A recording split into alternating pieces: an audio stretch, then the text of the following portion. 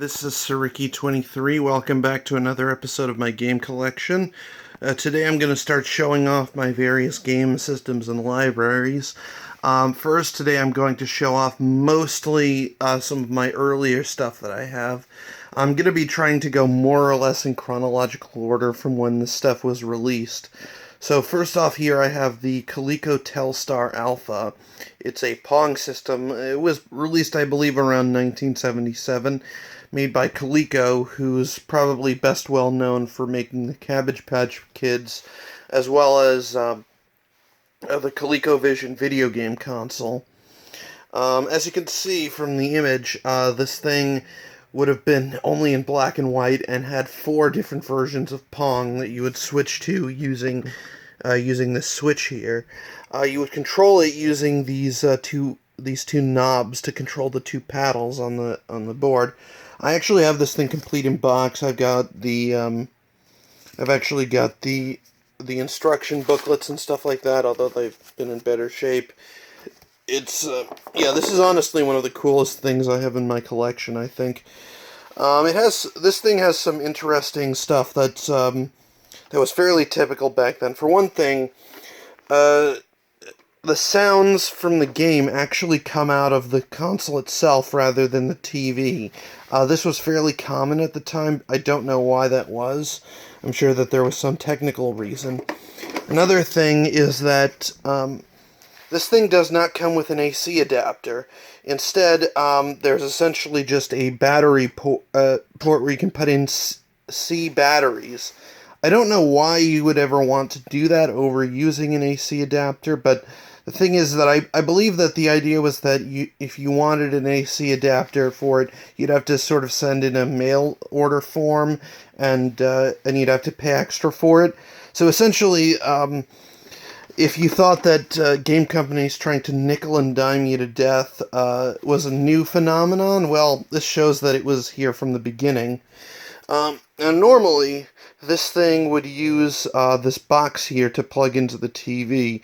This is essentially what it is that you would screw it into the antenna port on your TV back in the day when TVs still used antennas.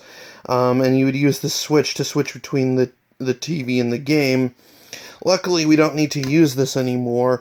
I've got this simple adapter here that plugs in, and that I can use to plug it into the coaxial input on the TV, so it's very easy to set up. Over here, I have a more advanced Pong console. This is the Atari Ultra Pong. Atari, I believe, released 3 different Pong systems. There was regular Pong, Super Pong, and then this was a later one, Ultra Pong. Also, I think, released in 1977. As you can see from the images here, this thing has a whopping 16 different versions of Pong you can play, as opposed to the Telstar Alpha's 4, and it's actually in color. Believe it or not, that was actually kind of the idea. Games being in color was kind of a big deal at the time, especially since black and white games tended to be very harsh and they tended to get burned onto your TV. So color was less harsh and was less. You had less of a risk of damaging your screen. The controllers are detachable, as you can see, but they still use these knobs, and it comes with 4 of them, so that you can play 4-player games like Pong doubles and stuff like that. And over here, I have the VIC-20. This is an 8-bit home computer released by Commodore in 1980. It was their predecessor to their probably more well-known Commodore 64. This thing had 16K of memory, which was a lot for the time, but nowadays is less than the average Word document. It also had a whopping 16 colors, which was, again, kind of a big deal at the time, because most computers at that time, like the Apple II, were monochrome. This was the first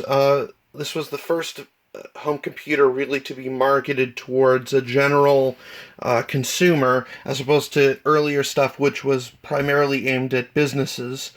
And it was the first home computer to sell more than 1 million units. as you can see, everything is inside the this keyboard. Like the keyboard is the whole computer, essentially. And likewise, it would and the thing is that this thing didn't come with a computer monitor. Instead, in order to save cost, I guess, they basically would have you plug this into your TV. And like with the Pong systems, it came with one of these boxes that you would screw into the antenna port. But again, luckily you can just use a simple adapter to plug this into your coaxial input. This thing uses a version of BASIC for its text interface, and you can even program on it. And in fact, I even have this manual here that you can use to basically tells you all the commands, and it gives you programming exercises and stuff you can do to sort of learn how to use this computer. It's very cool. Now, here's another interesting thing. You might notice these little symbols here.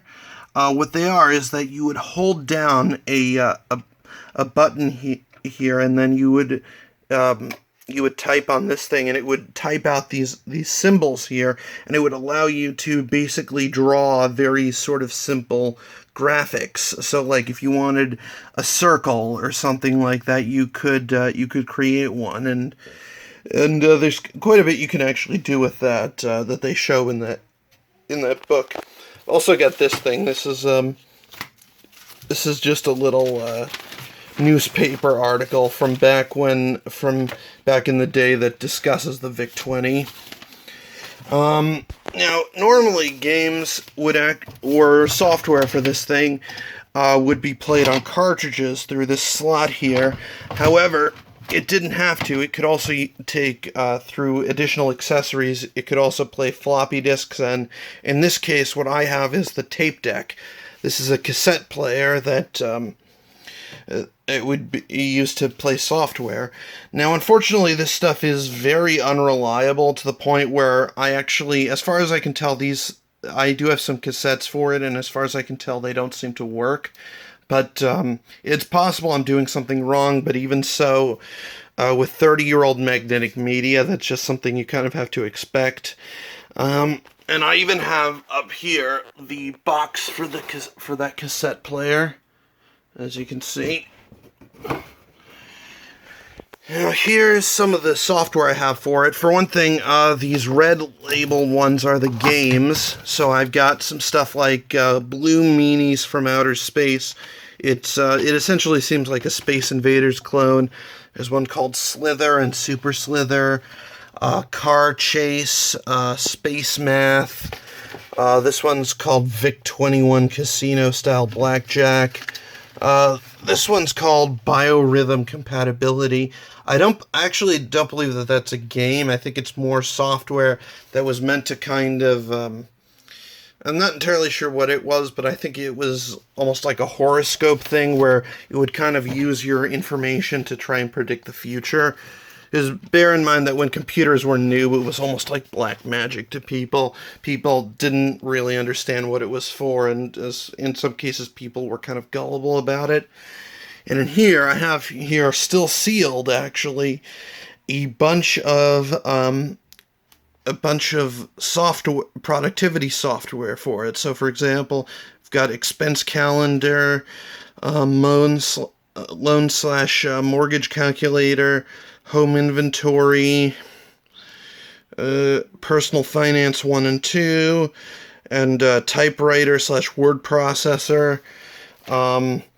I don't think I'll ever actually open this because why would I ever need it? But it's very cool to have. And yeah, that's it for now. I just wanted to show you some of my systems from the early years of video games. I thank you very much for watching. Please remember to like, comment, and subscribe. Next time I think I'll be going over some of the various gaming-related knickknacks I have. Thank you for watching, and oh wait, I almost forgot. Yeah, there is one other thing I want to show you, and that is this thing. This is an very early handheld video game system. It's made by Mattel. I believe it was released in 1978 or so, and this is one of the very first handheld games ever made. The very first, I believe, was a football one that came out the year prior, but this is in the same series. And actually, what's interesting is that you can actually still buy these things new. Like they've made like reproductions of them, but this is one of the originals. And in fact, I think I even have the instruction manual somewhere. But yeah, it uses rows of red LED lights, which were kind of a new thing at the time. But yeah, this is I just thought I'd throw this in here. But yeah, again, thank you very much for watching. And I hope you have a great rest of your day.